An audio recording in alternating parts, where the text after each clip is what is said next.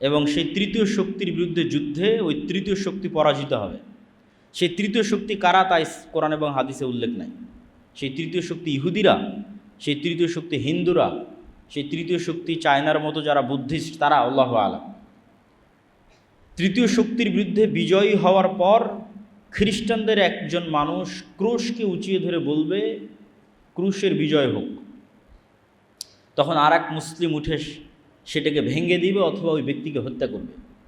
তখন খ্রিস্টান এবং মুসলমানরা মুখোমুখি দাঁড়াবে, আর এটি পৃথিবীর ইতিহাসের সবচেয়ে বড় যুদ্ধ, তথা পৃথিবীর ইতিহাসের সবচেয়ে বড় যুদ্ধ হবে খ্রিস্টান আর মুসলমানদের মধ্যে, যেটার নাম মালহামা, যেটা বাইবেলে এবং অন্যান্য ধর্মগ্রন্থে আর্মাগেড্ডন নামে বলা হয়েছে।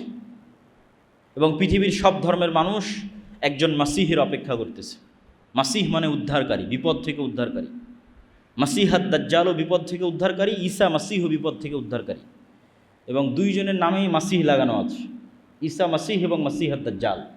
কোরআন এবং হাদিসে এই দুইজনের নামে মাসিহ লাগানো আছে, বিপদ থেকে উদ্ধারকারী। একজন মিথ্যা বিপদ থেকে উদ্ধারকারী, আর একজন সত্য বিপদ থেকে উদ্ধারকারী।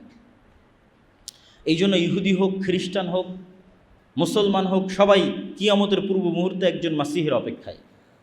এবং এই মাসিহকে এবং এই মাসিহাদ দাজ্জালকে খ্রিস্টান এবং ইহুদি ধর্মে অ্যান্টি ক্রাইস্ট হিসেবে নামকরণ করা হয়েছে।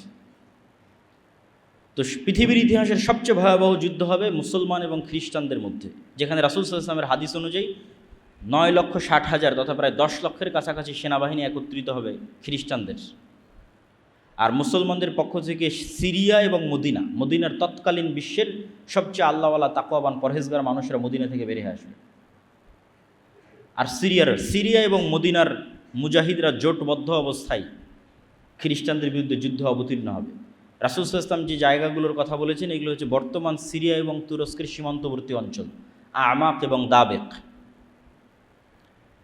তুরস্ক এবং সিরিয়ার সীমান্তবর্তী অঞ্চলে এই যুদ্ধ হবে। এবং হাদিসের বিভিন্ন সূত্র অনুযায়ী এই যুদ্ধ 4 দিন চলবে। এবং এই যুদ্ধ এত ভয়াবহ হবে যে আকাশে যদি 1 মাস পাখি উড়ে তাহলে লাশের সারি শেষ করতে পারবে না, এবং কোথাও নিরাপদ জায়গা না পাওয়ায় উড়ন্ত অবস্থাতেই মরে পড়ে যাবে লাশের দুর্গন্ধের কারণে।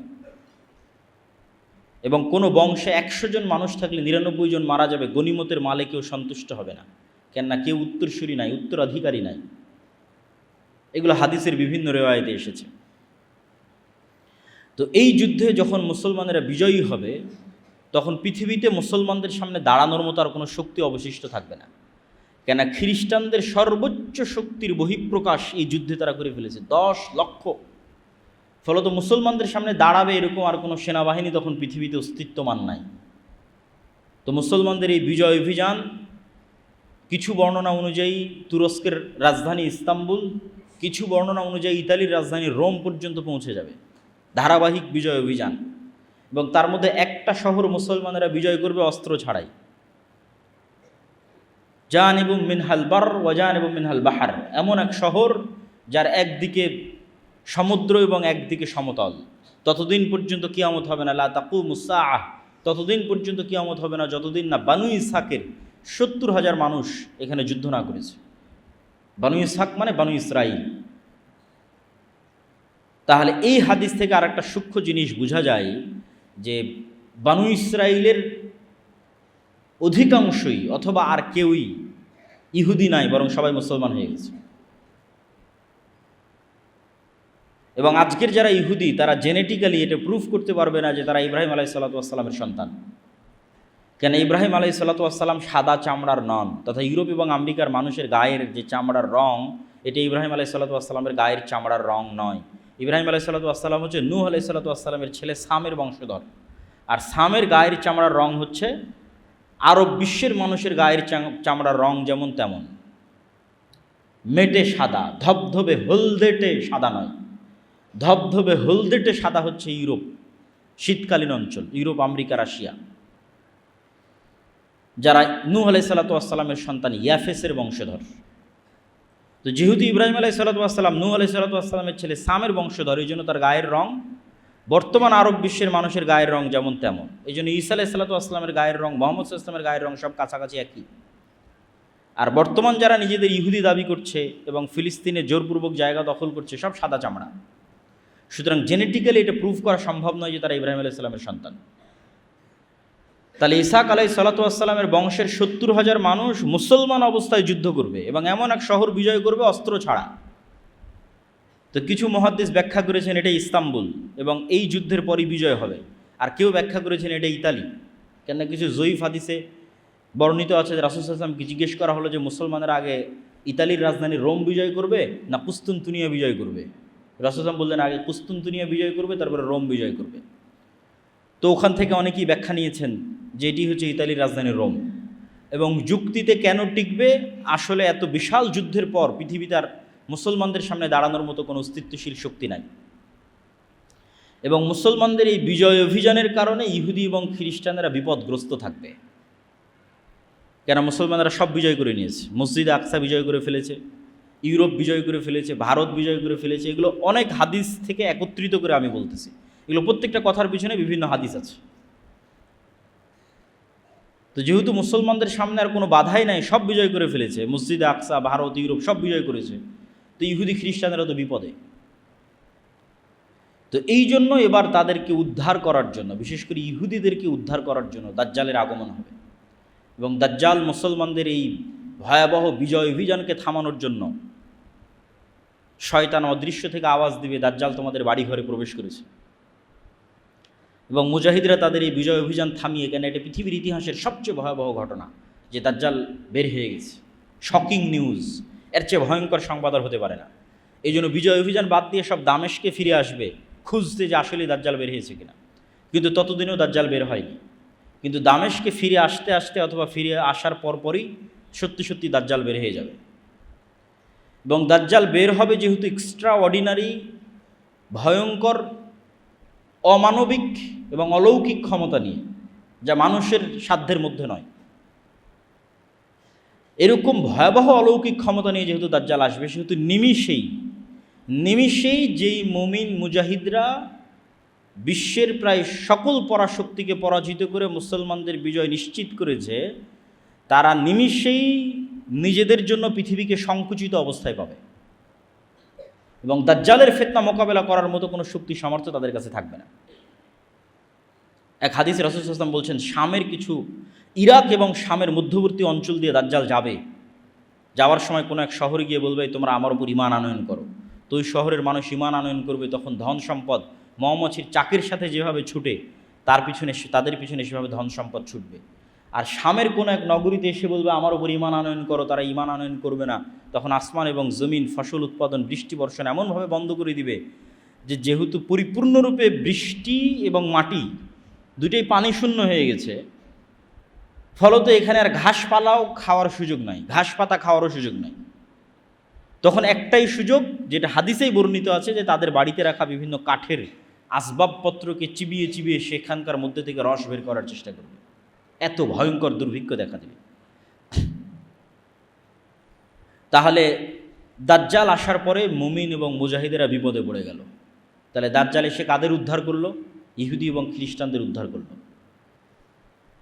এবার মুমিন এবং মুসলমান যারা আছে তাদেরকে বিপদ থেকে উদ্ধার করার জন্য ঈসা আলাইহিস সালাম আসবে। দাজ্জালের 40 দিন অতিক্রম হওয়ার যখন শেষ হবে তখন, এবং ঈসা আলাইহিস সালাম আল্লাহর পক্ষ থেকে আরও ব্যাপক অলৌকিক ক্ষমতার সাথে প্রেরিত হবেন, যার অলৌকিক ক্ষমতার বর্ণনা বিভিন্ন হাদিসে এসেছে যে তার নিঃশ্বাসে কাফের মারা যাবে, নিঃশ্বাস যত দূর যাবে কাফের মারা যাবে। দাজ্জালকে হত্যা করতে হবে না, ঈসা আলাইহিস সালামকে দেখলেই লবণের মতো, লবণ যেভাবে পানিতে পড়লে গলে যায় সেভাবে গলে যাবে, কিন্তু তারপরে ঈসা আলাইহিস সালাম তাকে হত্যা করবেন। তো ঈসা আলাইহিস সালামের আগমন এবং দাজ্জালের পৃথিবীতে আগমন, এই দুইটাকে অনেক নাস্তিক, অনেক হাদিস অস্বীকারী বিভিন্ন যুক্তিতে অস্বীকার করতে চায়। তামিম আদ-দারির হাদিসে দাজ্জালের বিশাল দেহের কথা বলা আছে, দাজ্জালকে দ্বীপের মধ্যে দেখতে পাওয়ার কথা বলা আছে। তো এখন তো বিজ্ঞানের যুগ, সারা পৃথিবী মানুষের নিয়ন্ত্রণে, কোথায় দাজ্জাল? আর দাজ্জালের এত বিশাল দেহ কীভাবে হয়, আর কেমনি বা ঈসা আলাইহিস সালাম আসমান থেকে নেমে আসবে? তো এটা বিশ্বাস করা অত কঠিন কিছু নয় যদি মানুষের আগের অতীতের নলেজ থাকে। অতীতের নলেজ কি? আদম আলাইহিস সালামই তো নিজে স্বয়ং আসমান থেকে নেমে আসা তো নতুন ঘটনা নয়, তো পুরাতন ঘটনা। মুহাম্মদ সাল্লাল্লাহু আলাইহি ওয়াসাল্লাম নিজে আসমান সফর করে এসেছে, তাহলে বিশ্বাস অনুযায়ী আসমানে যাওয়া এবং আসমান থেকে আসা পৃথিবীতে কোনো নতুন ঘটনা নয়, পুরাতন ঘটনা। যদি নতুন ঘটনা হতো তাহলে বিশ্বাস করতে কষ্ট হওয়া স্বাভাবিক, পুরাতন ঘটনা বিশ্বাস করতে কেন কষ্ট হবে? আদম আলাইহিস সালামকে নিজে যেখানে হাদিসে বলা হচ্ছে তিনি 60 হাত, প্রায় 30-35 মিটার, প্রায় 10 তলা বিল্ডিংয়ের সমান উঁচু।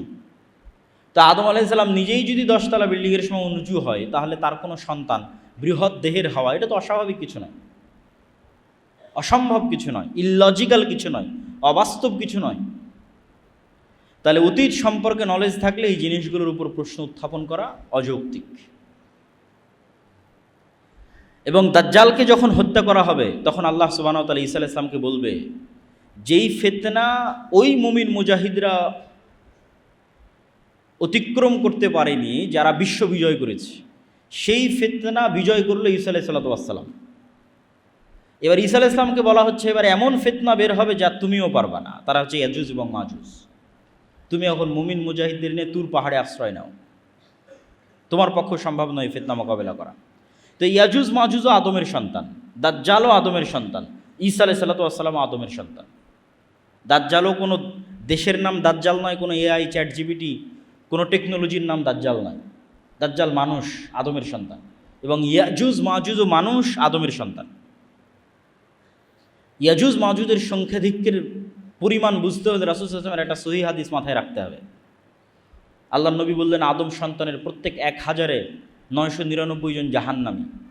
তো সাহাবীরা দুশ্চিন্তায় পড়ে গেলেন যে 1000-এ যদি 999 জন জাহান্নামী হয় তাহলে তো আমরাও মানে আমাদের জান্নাতে যাওয়ার সম্ভাবনা কোথায়? তাহলে রিস্ক তো ভয়ঙ্কর, ভয়াবহ রিস্ক। 999, 1000-এ 999 জন, একজন মাত্র জান্নাতে। তো রাসূল সাল্লাল্লাহু আলাইহি ওয়াসাল্লাম বলেন দুশ্চিন্তার কিছু নয়, এই 999 জনের অধিকাংশই ইয়াজুজ মাজুজ। তাহলে 999 জনের কতজন ইয়াজুজ মাজুজ তা রাসূল সাল্লাল্লাহু আলাইহি ওয়াসাল্লাম বলেননি। যদি 900 জনই ইয়াজুজ মাজুজ হয় 999-এর, তাহলেও আদম থেকে নিয়ে কিয়ামত পর্যন্ত যা মানুষ আসবে তার অন্তত 900 গুণ হতে হবে ইয়াজুজ মাজুজকে। এখনকার পৃথিবীর 600 কোটি মানুষের 900 গুণ এ কথা বলিনি। আদম থেকে নিয়ে কিয়ামত পর্যন্ত যা মানুষ তার অন্তত 900 গুণ না হলে কেমনে 1000-এ 999-এর 900টা ইয়াজুজ মাজুজ হবে জাহান্নামে? তাহলে ইয়াজুজ মাজুজের সংখ্যা কত?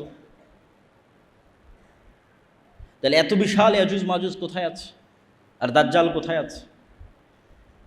এই বিশ্বাস মজবুত করার জন্য কয়েকটা জিনিস মাথায় রাখতে হবে। এক, আল্লাহ সুবহানাহু ওয়া তাআলা মানুষকে অনেক সীমাবদ্ধ শক্তি দিয়ে সৃষ্টি করেছেন, এবং এটা আজকের বিজ্ঞানও স্বীকার করে। ডার্ক এনার্জি এবং ডার্ক ম্যাটার যে কেউ সার্চ দিলে দেখতে পাবে যে পৃথিবীর 2%ও মানুষ দেখতে পায় না, অনেক কম, 2 থেকে 5% মানুষ দেখতে পায়, বাকি 95%ই অদৃশ্য।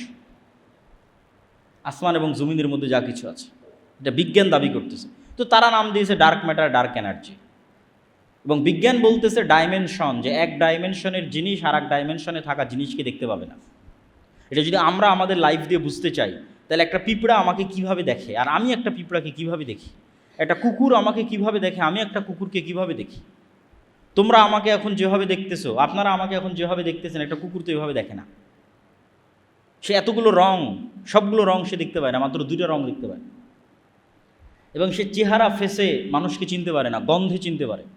একটা সাপ আমাদেরকে কিভাবে দেখে, আর আমরা একটা সাপকে কিভাবে দেখি, দেখার অ্যাঙ্গেল ভিন্ন।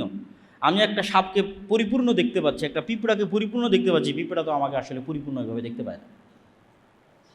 এবং একটা পাখিকে যদি মসজিদের মধ্যে ছেড়ে দেওয়া যায়, সেই জানালা খুঁজে বের করতে পারবে না কোন দিক দিয়ে জানালা, আমরা দেখতে পাচ্ছি জানালা। তাহলে ওর দেখার দৃষ্টি সীমা একরকম, আমার দেখার দৃষ্টি আর এক রকম। ঠিক একই অবস্থা আমাদের চেয়ে আপার ডাইমেনশনে যে সমস্ত ফেরেশতা এবং জিনেরা আছে, ওরা আমাদেরকে স্পষ্ট দেখতে পাচ্ছে। এই মসজিদে যেহেতু ফেরেশতা আছে, কিন্তু আমরা দেখতে পাচ্ছি না। তো জিন এবং ফেরেশতাকে আল্লাহ সুবহানাহু ওয়া তাআলা যেভাবে অদৃশ্য রেখেছেন সেভাবে অদৃশ্য রাখতে পারেন, এটা যেমন যৌক্তিক। বর্তমান পৃথিবীর সবই যে মানুষ জেনে নিয়েছে এটাও ভুল কথা। মাটির নিচে কি আছে সেটাই মানুষ ভালোভাবে জানে না, যদিও চাঁদ পর্যন্ত পৌঁছে গেছে মানুষ, কিন্তু মাটির নিচে মানুষের সফরের সীমাবদ্ধতা হচ্ছে 12 কিলোমিটার, অথচ উপরে মানুষ অনেক দূর চলে গেছে। সমুদ্র এবং মাটির নিচে এই দুইটা সবচেয়ে রহস্যপূর্ণ, আকাশের চাইতেও বেশি রহস্যপূর্ণ। এবং তারপরেও আরেকটি বিষয় থাকে, সেটি হচ্ছে আল্লাহ সুবহানাহু ওয়া তাআলা বলেছেন তিনি তার আসমান সৃষ্টিতে যা সময় লেগেছে জমিন সৃষ্টিতে তাই সময় লেগেছে, এবং 7 আসমান এবং 7 জমিন সৃষ্টি করেছে, তথা 7 আসমান যা বিশাল 7 জমিন তাই বিশাল। ওয়া ইয়াতানাজ্জালুল আমরু বাইনাহুন্না, আর আল্লাহর ওহী, আল্লাহর আদেশ 7টাতেই অবতীর্ণ হয়, 7 আসমান এবং 7 জমিনই অবতীর্ণ হয়। তো আল্লাহ সুবহানাহু ওয়া তাআলা অন্য জমিনেও রেখে থাকতে পারেন দাজ্জালকে, ইয়াজুজ মাজুজকে। এবং সূরা কাহফে যত ব্যতিক্রম ঘটনাগুলো আছে, এই ব্যতিক্রম ঘটনাগুলো অনেক বেশি ব্যতিক্রম, যেগুলো কিয়ামতের পূর্ব মুহূর্তে সংঘটিত বিষয়ের প্রতি ঈমানকে মজবুত করতে সহযোগিতা করে এবং দাজ্জালের ফিতনা থেকে বাঁচার ক্ষেত্রে মানুষের রাস্তা তৈরি করে দিতে পারে। সূরা কাহফে 4টা ঘটনা আছে, আসহাবে কাহফের ঘটনা।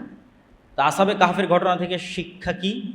মানুষ আসহাবে কাহফ ঈমান বাঁচাতে যেমন পৃথিবী থেকে ডিসকানেক্ট হয়ে গেছে, মানুষ যদি ঈমান ধরে রাখতে চায় দাজ্জালের সময় অথবা তার পূর্ববর্তী ভয়াবহ ফিতনার সময়, তাহলে ওইভাবে পৃথিবী থেকে ডিসকানেক্ট হয়ে যেতে হবে আসহাবে কাহফের মতো। আর পরকালের প্রতি ঈমান লাগবে আসহাবে উখদুদের মতো, যারা জ্বলন্ত আগুনের মধ্যে ঢুকে গেছে। কেন? ওইটা তাদের কাছে জ্বলন্ত আগুন নয়, ওইটার মধ্যে তারা জান্নাত দেখতে পাচ্ছে, এইটা তাদের ওসিলা জান্নাতে যাওয়ার। আপনার কাছে এটা আমি আগুনে পুড়ে মারা যাব, আর আরেকজনের কাছে আমি এইটাতে আগুনে ঢুকে জান্নাতে যাব, চিন্তার পার্থক্য। আপনার কাছে আরে ভয়াবহ আগুন, এই আগুনের মধ্যে ঢুকলে তো আমার অনেক কষ্ট, আর আরেকজন আর এই আগুনে ঢুকলে তো আমি জান্নাতে চলে যাব। তাহলে একজনের কাছে মৃত্যু জান্নাতে যাওয়ার ওসিলা, আর আরেকজনের কাছে মৃত্যু ভয়ের কারণ। এটাই তো বিশ্বাসের পার্থক্য। যার কাছে মৃত্যু জান্নাতে যাওয়ার ওসিলা, তথা যার পরকালের প্রতি বিশ্বাস মজবুত, তার কাছে মৃত্যু তো জান্নাতে যাওয়ার ওসিলা। তো এখন সামনে আগুন থাকুক আর যাই থাকুক, সেটা তো বিষয় নয়। তাহলে পরকালের উপর ঈমান যত মজবুত, ও আসহাবে উখদুদের মতো ব্যবহার করতে পারবে দাজ্জালের ফিতনার সময়। কেন? তার কাছে মৃত্যু জান্নাতে যাওয়ার ওসিলা। আর যার পরকালের উপর ঈমান নাই, দুনিয়ায় যার কাছে সব কিছু, অবৈধ 1 টাকার প্রতিও যার লোভ আছে, অবৈধ 1 টাকার উপরও যার লোভ আছে, তার পক্ষে দাজ্জালের ফিতনা থেকে বেঁচে থাকা সম্ভব নয়। তো আসহাবে কাহফের ঘটনা আছে সূরা কাহফের মধ্যে। তারপরে ঘটনা আছে যুলকারনাইন, ইয়াজুজ মাজুজ। তো ইয়াজুজ মাজুজের ঘটনা তো অতীতে, তাহলে বিশ্বাস করতে কেন কষ্ট হবে?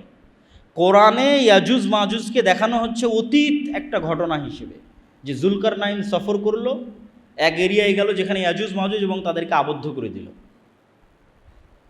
তাহলে ইয়াজুজ মাজুজের অস্তিত্ব অতীতেই দেখা যাচ্ছে, তো ভবিষ্যতে তো অস্তিত্ব আরও সহজ। অমিন কুল্লি হাদাবি ইয়ানসিলুন, প্রত্যেকটা উঁচু জায়গা থেকে তারা দলে দলে নেমে আসবে, আল্লাহ সুবহানাহু ওয়া তাআলা কোরআন মাজিদে বলেছেন। তারপরের আশ্চর্যের ঘটনা হচ্ছে মুসা আলাইহিস সালাতু ওয়াস সালাম এবং খিজির, এটাও সূরা কাহফের মধ্যে। যে আল্লাহ সুবহানাহু ওয়া তাআলা চাইলে বলতে পারতেন, মুসা উমুক শহরে উমুক গ্রামে আমার একজন বান্দা আছে যে তোমার চেয়ে জ্ঞানী। তা না বলে আল্লাহ বললেন, মাছ নাও, ভাজো, মৃত মাছ নিয়ে সমুদ্রের ধার দিয়ে হাঁটতে থাকো, যেখানে মাছ জীবিত হয়ে যাবে সেখানে পাবা। রহস্যপূর্ণ। এবং খিজির আলাইহিস সালাতু ওয়াস সালাম এমন সব ঘটনা ঘটালেন যেগুলো পৃথিবীর ফিজিক্স অনুযায়ী সম্ভব নয়। ভবিষ্যতে কোন বাচ্চা তার বাপ মাকে হত্যা করবে, সেই বাচ্চাকে তিনি অতীতে হত্যা করতেছেন। এ তো টাইম নিয়ে যত মানুষের, আধুনিক যুগে যত মানুষের বিভিন্ন গবেষণা এবং বিশ্লেষণ আছে, এবং টাইম ট্রাভেল, যে সময়ের মধ্যে সফর করা, ভবিষ্যৎ দেখে আসা, অতীতে সমাধান করা, এই ধরনের সব আশ্চর্য ঘটনা খিজির আলাইহিস সালাতু ওয়াস সালাম ঘটাচ্ছে। তো খিজির আলাইহিস সালাতু ওয়াস সালাম এই পৃথিবীরও হতে পারেন, অন্য পৃথিবীরও হতে পারেন। তিনি সালামকে চিনতে আশ্চর্য হচ্ছেন সালাম শুনে, যে জান্নাতের সালাম এখানে কিভাবে, কোন মুসা, দুনিয়ার যে নবী মুসা সেই নবী মুসা? হ্যাঁ। তো পুরো ঘটনার অ্যাঙ্গেলগুলো এবং প্রতিটা পয়েন্ট অনেক আশ্চর্যজনক, এবং শেষ পর্যন্ত বিদায়ও আশ্চর্যজনক। তো এই জন্য সূরা কাহফের প্রত্যেকটা ঘটনাই কিয়ামতের পূর্ব মুহূর্তের সাথে কোনো না কোনোভাবে কানেক্টেড আছে। আল্লাহ সুবহানাহু ওয়া তাআলা খিজিরকে যেভাবে অদৃশ্য রেখেছেন, অথবা অদৃশ্য রাখতে পেরেছিলেন যদি খিজির মারা গিয়ে থাকে, কেন কোরআন এবং হাদিসে কোনো উল্লেখ নেই যে খিজির মারা গেছেন কিনা, না জীবিত আছেন, আল্লাহু আ'লাম। তো সেভাবে আল্লাহ দাজ্জালকে অদৃশ্য রাখতে পারেন, সেভাবে আল্লাহ সুবহানাহু ওয়া তাআলা ইয়াজুজ মাজুজকে অদৃশ্য রাখতে পারেন। এই জন্য অনেক কিছুই শিক্ষা আছে সূরা কাহফের মধ্যে। আর সূরা কাহফের মধ্যে সবচেয়ে যেটা ব্যতিক্রম ঘটনা, 2 ভাই বাগানওয়ালা, অমা আযুন্নু সাআহ, আমি মনে করি না যে কিয়ামত কায়েম হবে, এই জন্য বলেছি ইসলামের সারমর্ম তাওহীদ আর কিয়ামত। সে বিশ্বাস করে না যে কিয়ামত হবে, ওটাকেই আল্লাহ সুবহানাহু ওয়া তাআলা সূরা কাহফের মধ্যে শিরক হিসেবে উল্লেখ করছে। যে এক ভাই বিশ্বাস করে না কিয়ামত হবে, তখন আরেকজন বলতেছে আমি আল্লাহর সাথে শরিক করা থেকে পরিত্রাণ চাই। তো যাক, সূরা কাহফের উপর আরেকদিন বিস্তারিত আলোচনা করা যাবে। আমরা বক্তব্যের সারমর্ম এবং সংক্ষিপ্ত অবস্থার মধ্যে চলে আসি। তো এই পুরো ঘটনা কিয়ামতের পূর্ব মুহূর্তে সংঘটিত ফিতনাগুলো থেকে আমাদের জন্য শিক্ষা কী? আমাদের জন্য দুইটা শিক্ষা। এক, কবে হবে, কখন হবে, এইটার পিছনে পড়ে থাকা, এইটা কখনো কোরআন এবং হাদিসের দিক নির্দেশনা নয়। কেন দিক নির্দেশনা নয়? প্রত্যেক মানুষের মৃত্যুই তো তার কিয়ামত। তাহলে কখন ঈসা আলাইহিস সালাম আসবে, কখন দাজ্জাল আসবে, কখন ইমাম মাহদি আসবে, এটার আগেই তো আপনার কিয়ামত হয়ে যাচ্ছে, আপনার মৃত্যু। কিয়ামত মানে কি? আপনি পরকালকে দেখবেন। তো মৃত্যুর পরেই তো মানুষ পরকালকে দেখে ফেলে। মৃত্যুর মাধ্যমে সে বারজাকি জগতে জাহান্নামও দেখে ফেলে, জান্নাতও দেখে ফেলে। হয় পাখি হিসেবে জান্নাতে উড়ে, আর না হলে তার কবর বরাবর জাহান্নামের দরজা খুলে দেওয়া হয়তো, সব তো দেখেই নিল। ফেরেশতা জিজ্ঞাসাবাদ করে, তো পরকাল তো দেখাই শেষ। তাহলে কিয়ামত ঘটা পর্যন্ত অপেক্ষা করতে হচ্ছে না তো, ঈসা আলাইহিস সালাম ইমাম মাহদি আসা পর্যন্ত অপেক্ষা করতে হচ্ছে না তো, আপনার মৃত্যুই তো আপনার কিয়ামত। এটা হলো 1 নম্বর পয়েন্ট। 2 নম্বর পয়েন্ট, ইমাম মাহদি আসলে, ঈসা আলাইহিস সালাম আসলে, দাজ্জাল আসলে নতুন কোরআন আসবে নাকি? নতুন নবী আসবে নাকি? নতুন হাদিস তৈরি হবে নাকি? না, নতুন কোরআনও আসবে না, নতুন হাদিসও হবে না। বরং এই পুরো ঘটনা থেকে আপনারা এটি দেখলেন যে ঈসা আলাইহিস সালাম আসার পূর্বেই, দাজ্জাল আসার পূর্বেই কোনো নবী ছাড়া এবং কোনো নতুন কোরআন ছাড়া এবং নতুন হাদিস ছাড়া আমার এবং আপনার মতো মুসলমানেরা বিশ্ব বিজয় করবে। 10 লক্ষ খ্রিস্টান বাহিনীকে পরাজিত করবে, মসজিদে আকসা বিজয় করবে, ভারত বিজয় করবে, ইতালি বিজয় করবে, কোনো নতুন নবী ছাড়া, নতুন কোরআন ছাড়া, আমার এবং আপনার মতো মুসলমানেরা। তাহলে যা ঘটার সেটা তো 1400 বছর আগেই ঘটে গেছে। মানে সবচেয়ে আসল ঘটনা তো 1400 বছর আগে ঘটেছে, সেটা হচ্ছে কোরআন এবং হাদিস। এবং ঈসা আলাইহিস সালামও এসে এই কোরআন এবং এই হাদিসের উপর আমল করবেন। তাহলে কাজের জিনিসটা আমার এবং আপনার কাছে আছে। আর কিয়ামত তো নির্ধারিত, সেটা যে আমার এবং আপনার মৃত্যু। তাহলে কবে ইমাম মাহদি আসবে, সেই দিন সব কিছু হবে, এই অপেক্ষায় বসে থাকা বুদ্ধিমানের? না, যেটা আসল ঘটনা ঘটে গেছে এবং আপনার কাছে আছে, আর আমার এবং আপনার মতো মুসলমানেরা এত বড় বড় বিজয় সম্পূর্ণ করবে, তাহলে আপনি কেন চেষ্টা করবেন না? আর তো নতুন নবীও আসবে না, নতুন কোরআনও আসবে না। তাহলে আমার এবং আপনার জন্য কাজ স্পষ্ট, আমার মৃত্যু, আমার কিয়ামত, আর এই কোরআন এবং এই হাদিসের মাধ্যমে মুসলমানদের বিজয় হবে। এই কোরআন এবং এই হাদিস ফলো করেই কিয়ামতের পূর্ব মুহূর্তে মুসলমানেরা বিজয় করবে, ইমাম মাহদি বিজয় করবে, ঈসা আলাইহিস সালাম বিজয় করবে। সেই কোরআন এবং হাদিস আমাদের কাছে আছে। তাহলে এই কোরআন হাদিসকে সামনে রেখে নিজেদের জীবন গড়া এবং নিজের মৃত্যুর জন্য প্রস্তুতি নেওয়া এবং আল্লাহর দ্বীনকে বিজয় করার চেষ্টা করা, এটি হলো সবচেয়ে বড় অন্যতম মেসেজ আজকের এই বক্তব্য থেকে, শিক্ষা। আর দাজ্জালের ফিতনা থেকে বাঁচার প্রস্তুতি সবসময় থাকতে হবে। কেন? কিয়ামতও যেমন হঠাৎ হবে, দাজ্জালও তেমন হঠাৎ বের হবে, বাগদাতান, হঠাৎ। রাসূল সাল্লাল্লাহু আলাইহি সাল্লামও বলেননি যে না, আমার যুগে দাজ্জাল বের হবে না, এরকম স্পষ্ট বলেননি। ইবনু সাইয়াদের হাদিসগুলো পড়ে দেখতে পারেন। ওমর রাদিয়াল্লাহু তাআলা আনহুকে রাসূল সাল্লাল্লাহু আলাইহি ওয়াসাল্লাম বলছে, এ যদি দাজ্জাল হয় তাহলে একে হত্যা করবে ঈসা আলাইহিস সালাম, আর যদি দাজ্জাল না হয় তাহলে তুমি কেন নিরপরাধ মানুষকে হত্যা করবে? একবার রাসূল সাল্লাল্লাহু আলাইহি ওয়াসাল্লাম বললেন, আরে আমার যুগে আবার দাজ্জাল বের হয় নাকি? তথা দাজ্জাল যে কোনো মুহূর্তে যে কোনো সময় বের হয়ে যেতে পারে, বাগদাতান, কিয়ামতও হঠাৎ হবে। তো দাজ্জালের ফিতনা থেকে বাঁচার জন্য যেমন আল্লাহ সুবহানাহু ওয়া তাআলার কাছে দোয়া করতে হবে, ঠিক তেমনি যেই কারণে আপনি দাজ্জালের ফিতনা থেকে বাঁচবেন, ওই ধরনের দাজ্জালীয় ফিতনা, দাজ্জালুনা কাজ্জাবুনা, আসল দাজ্জালের আগে আরও 30টা দাজ্জালুনা কাজ্জাবুনা বের হবে। তো এই জন্য সত্য মিথ্যার সংমিশ্রণ এবং মুসলমানদের উপর বিপদ আসতেই থাকবে। এই জন্য ইমানের পরীক্ষায় ওই সেম জিনিসগুলোই কাজে দিবে। তাওহীদ, পুনরুত্থানের উপর মজবুত বিশ্বাস, আল্লাহর উপর মজবুত বিশ্বাস, পুনরুত্থানের উপর মজবুত বিশ্বাস। এবং বিশ্বাসকে মজবুত করার জন্যই আমাদের যে সংক্ষিপ্ত একটা লেখনী আছে আল্লাহর পথে যাত্রা, এটি শুধু এই উদ্দেশ্যেই লেখা। মানুষ যত বেশি কোরআনের সাথে কানেক্টেড হবে, যত বেশি হাদিসের সাথে কানেক্টেড হবে, যত বেশি তাদের ইমানকে মজবুত করবে, আল্লাহর প্রতি ইমানকে এবং পুনরুত্থান, আবার যে আল্লাহ তাদেরকে সৃষ্টি করবেন, এটির উপর মানুষের ইমান যত মজবুত হবে, মানুষ তত দুনিয়ার ফিতনা থেকে বেঁচে থাকতে পারবে। আল্লাহ সুবহানাহু ওয়া তাআলা আমাদের তৌফিক দান করুক। আল্লাহুম্মা আমিন। আলহামদুলিল্লাহ ওয়াহদা ওয়াসসালাতু ওয়াসসালামু আলা মান লা নাবিয়্যা বা'দাহ। ইয়া আইয়ুহাল্লাযীনা আমানু সাল্লু আলাইহি ওয়া সাল্লিমু তাসলিমা। আল্লাহুম্মা সাল্লি আলা মুহাম্মাদ ওয়া আলা আলি মুহাম্মাদ